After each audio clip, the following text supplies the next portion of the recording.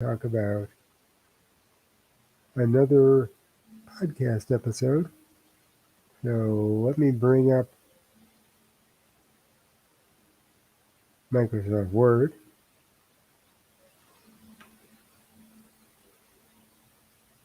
and share it here.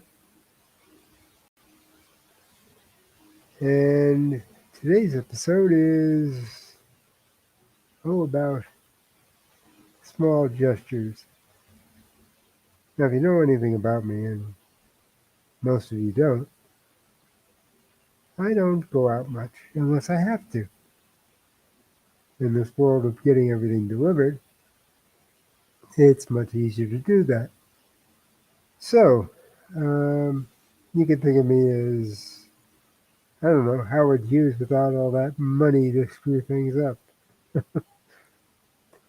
Anyway, I had to go out the other day, and it was an interesting experience because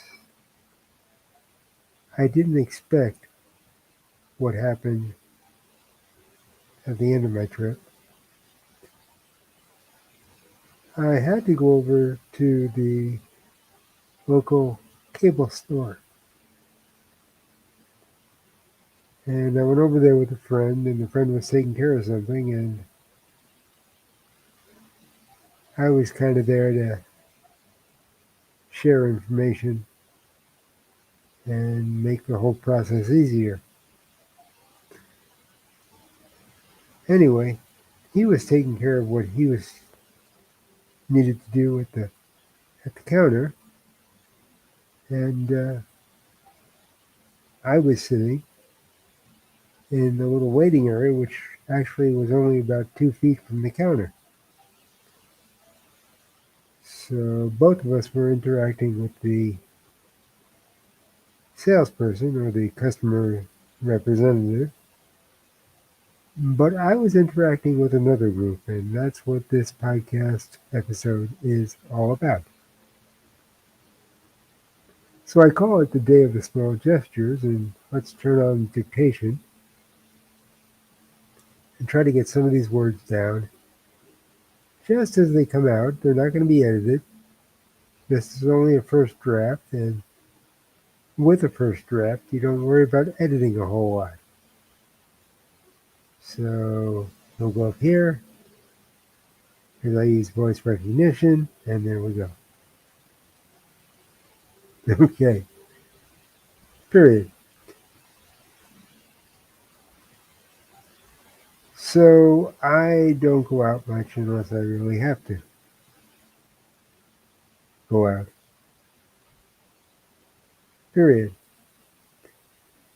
But sometimes it's unavoidable. Period. My recent outing was one of those times. Period. You see, I had a friend who had to do something over at the local cable store, and I had to be there to share some information.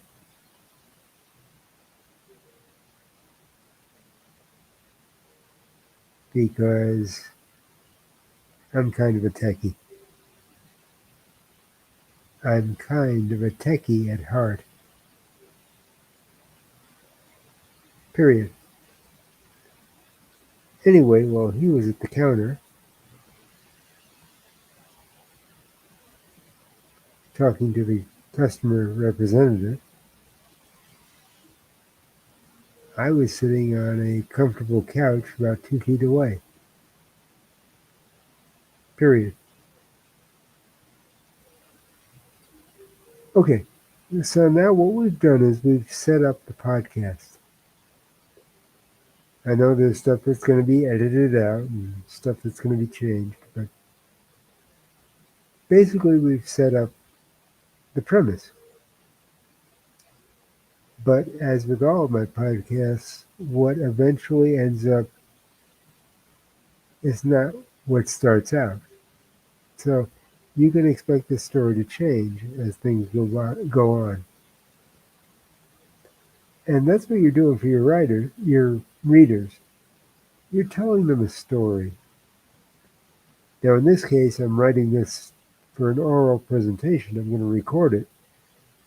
But if you're writing something, anything, whether it's that great American novel you've always wanted to write, or a blog that talks about something you're interested in, or maybe a magazine article, which is what I spent most of my professional career doing.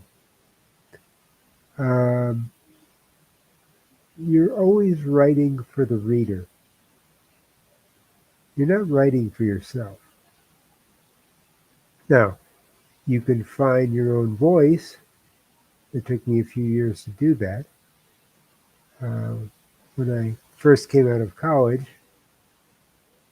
I didn't have my voice. I had my teachers and my professors' voices in my head. And quite frankly, it was pretty crowded. In fact, funny story, my first magazine piece, and I won't go into how I managed to obtain that job. Um, but my first magazine piece was to write an article about a gaming group from England. I was living in LA and I had made a connection who publicized this group, and we arranged to meet, and I shared that arrangement with the editor of the gambling magazine on spec. And anyway, I won't go into the details of what happened. That'll be for another podcast, but another podcast episode of the Writer's Life podcast. But after the interview was over, I went home and I proceeded to write the article about this gaming group in England. And I delivered it over to the editor. And a few days later, I received the article back in the mail. Uh, those were the days before email. I received the article back in the mail, and written across the top in the infamous red pencil that all editors keep with them at all times was the word sophomoric, underlined with an exclamation point. Now, I believed I had done everything right. I had done everything that my teachers had taught me to do at the University of Arizona. And I didn't even know what sophomoric meant. So I grabbed my handy dandy Webster's dictionary and looked up the word sophomoric. Found out in essence it meant of or relating to a sophomore in college. In other words, he was telling me that my writing wasn't professional. It was amateur. Well, when you're writing for a national magazine, you can't be an amateur, even if it's your first job. So I looked at it, and that word sophomoric kept hitting me in the face, and I decided to take a risk. I had nothing to lose. He wasn't going to run the article. And I still had a great interview. So I rewrote the article. I convinced him to let me rewrite the article. And I rewrote it the way I would have written it had I never gone to school. Now, I have to say that I'm not saying that going to school didn't teach me anything. It did. It taught me structure.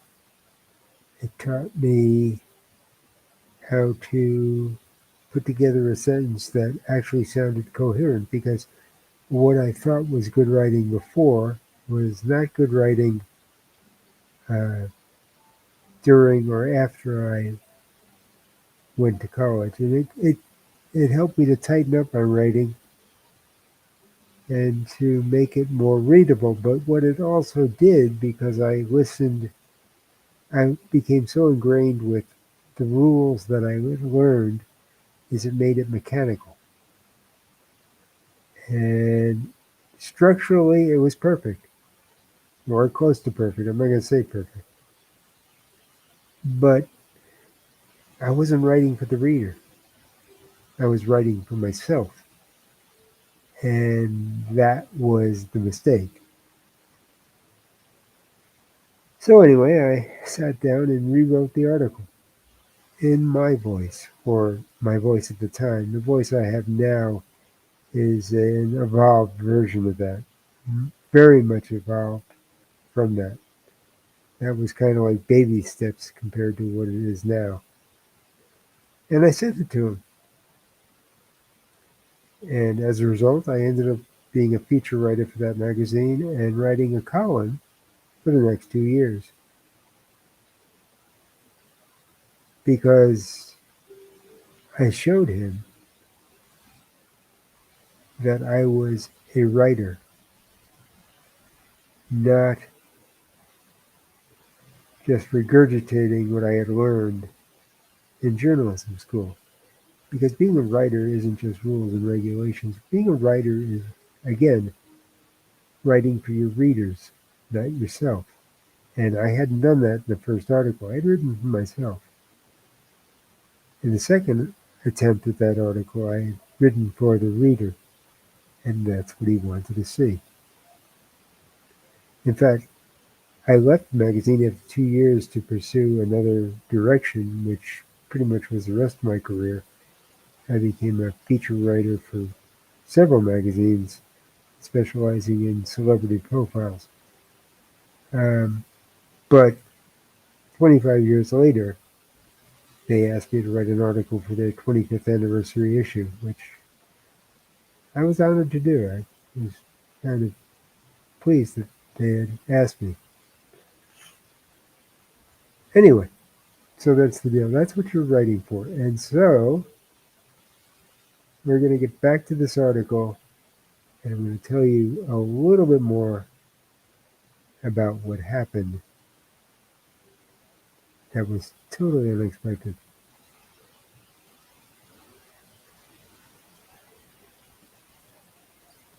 New paragraph.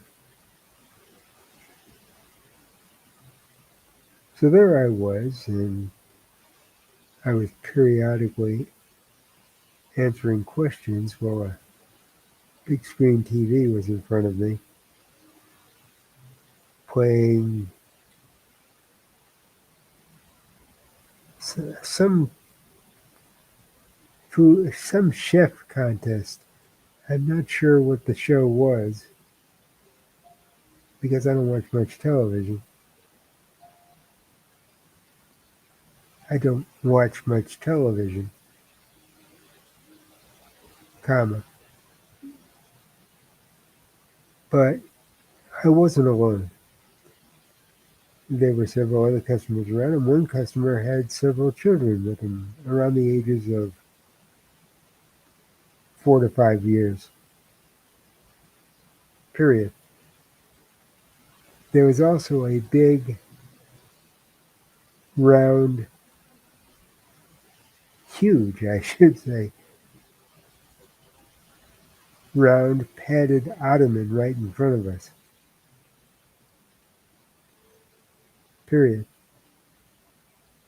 Anyway, kids being kids, they were burning off energy, period. That's when they noticed me, period. Now,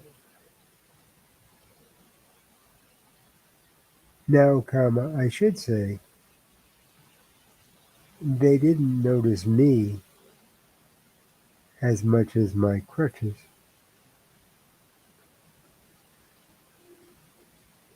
Period. I'm handicapped and I need those crutches to get around.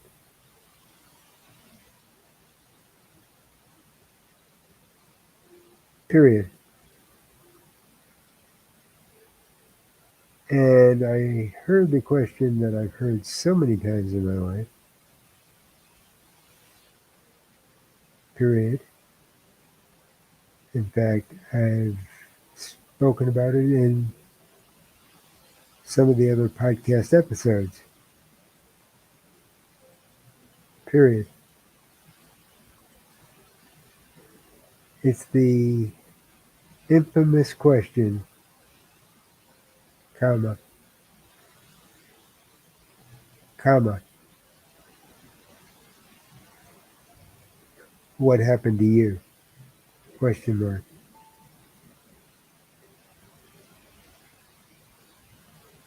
Well, comma, you can't tell 4 or 5 year olds what actually happened to you because they don't understand, and quite frankly, that's not what they want to hear.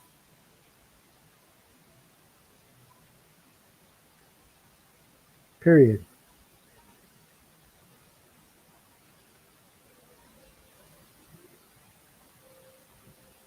The other part of this is that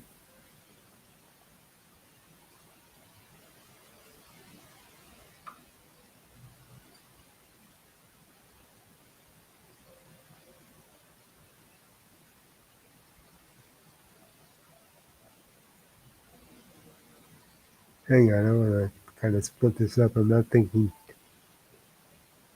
too much of paragraphs or proper grammatical structure. But let's split this up a little just so I can see it. Um,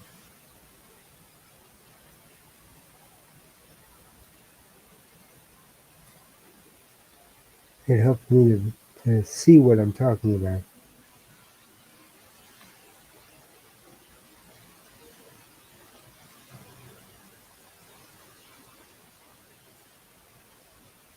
And that's another thing. In this first part, we're not looking for proper grammar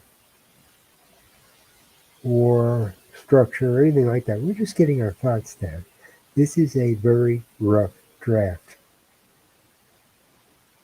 I will take this when it is completed and probably do 2 or 3 or maybe 4 revisions before I get a final script that I record.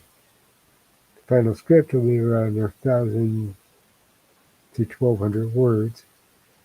That's about 8 minutes, which is where I'm trying to keep my podcast length. And believe it or not, even with some of the mistakes that are in there, we got 289 words. I would say we have about 250 words. We're a quarter of the way there. And we may not finish it in this session, but at least you'll get the idea. Okay, so back to the dictation.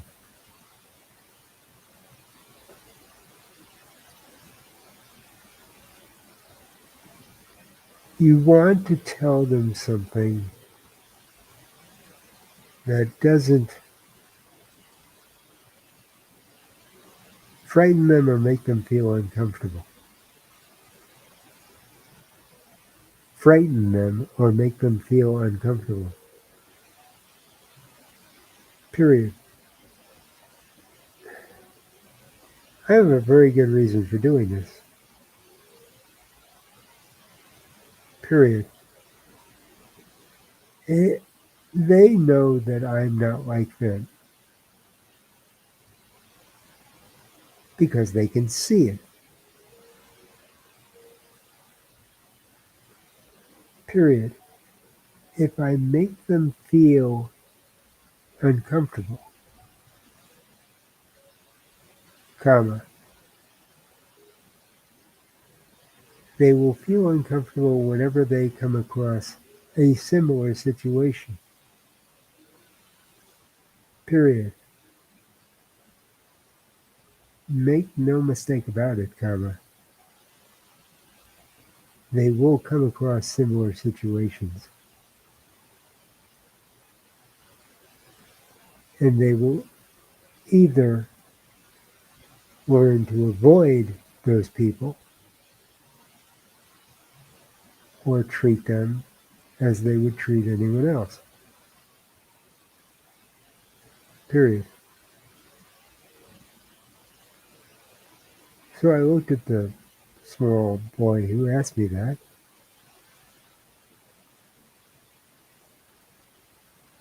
and said, I hurt my foot. Period.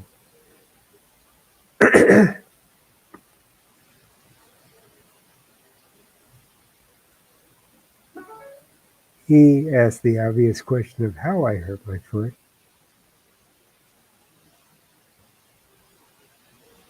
And I just said I don't remember because it happened a really long time ago. Period.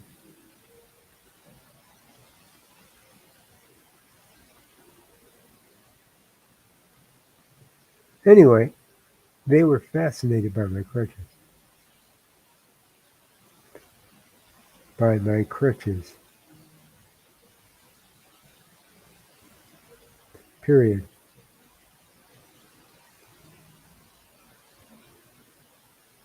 They started playing with them. And I let them. And I let them. Period.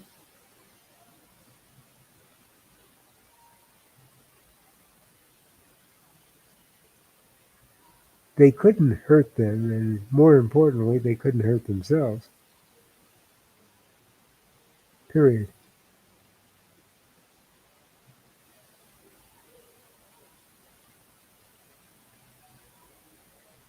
So now they were having a fun time between sliding across the ottoman and racing around the waiting area with my crutches. Period. And they would periodically bring them back.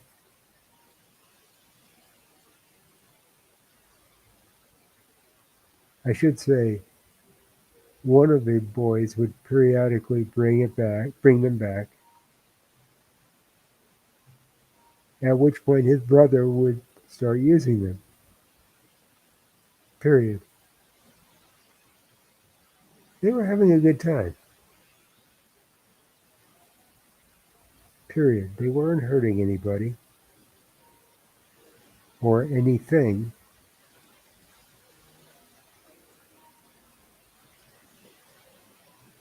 And I saw no reason to stop them. Their parents were nearby, and fortunately, they didn't find any reason to stop them either, as long as I was giving my okay. Now, I know this looks like a run on sentence, and it is. It's actually 3 or 4 sentences in one, but I'm not worrying about punctuation. As I said, right now I'm just getting my thoughts down. I can go back and break it up and do the proper punctuation and everything else. But when you're a storyteller, you want to tell a story that keeps people involved. And to my mind, and some people may disagree with me,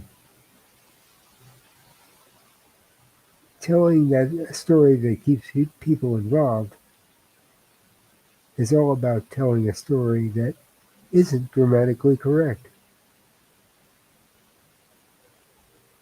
You're not reading a speech. You're not writing a paper. You're telling a story. And if you think back to the stories you've told your friends or your family or anyone, if you were to write them down as you related that story, you would find that It's not grammatically correct, but it does keep their interest. And what I'm trying to do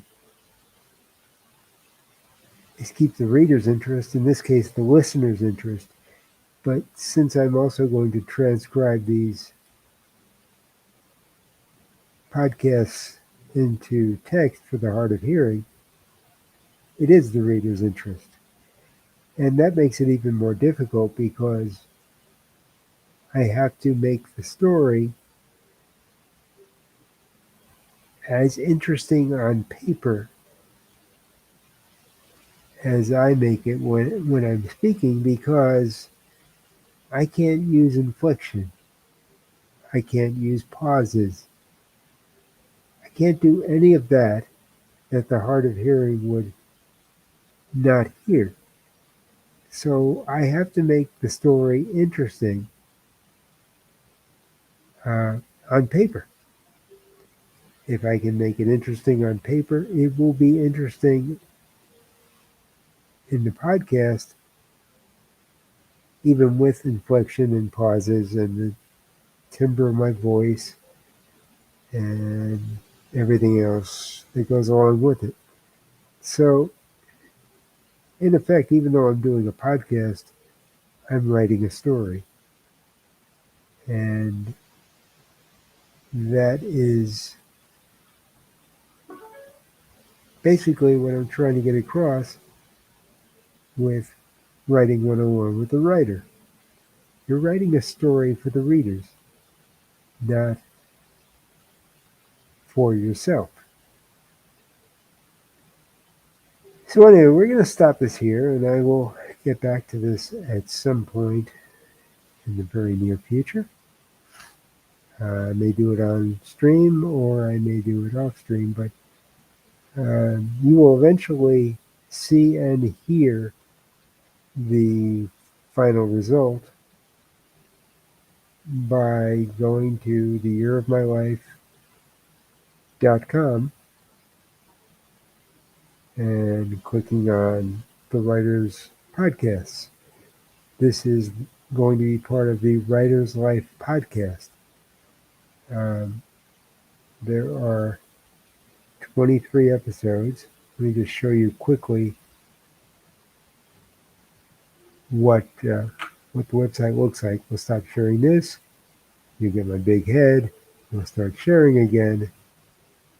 And we're going to click on this and share.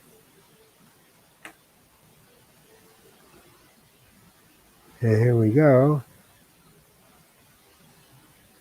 And this is not what I wanted. Okay, I picked the wrong one. I picked my Patreon page. Anyway, if you go to thewriterslife.com, let's stop sharing this. We'll go back to my big head very quickly. If you go to the writerslife.com,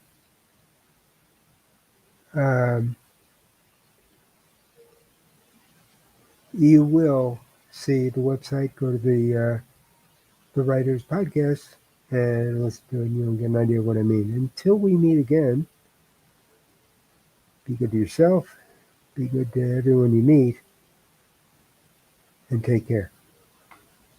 Bye-bye.